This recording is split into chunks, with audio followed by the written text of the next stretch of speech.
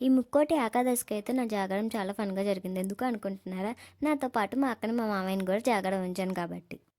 నాతో పాటు వాళ్ళని కూడా రోడ్ల మీద తిప్పాను. ఇంకా అలాగా మార్నింగ్ 6 వరకు తిరిగేసాం నేను, మా అక్క బాగా ఎంజాయ్ చేసి.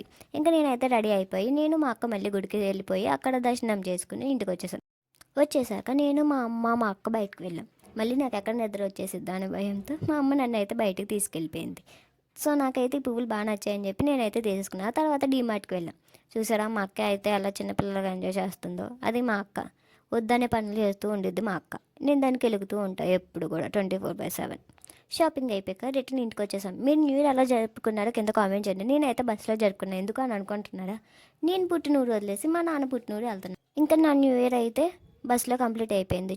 ఇంకా మార్నింగ్ దిగిపోయాం. నా న్యూ ఇయర్ అయితే ఇలా కంప్లీట్ అయిపోయింది. మీ న్యూ ఇయర్ ఎలా కంప్లీట్ అయిందో కింద కామెంట్ చేయండి. వీడియో నచ్చితే లైక్ చేయండి అండ్ ప్లీజ్ సబ్స్క్రైబ్ చేసుకోవడం మర్చిపోమాకండే.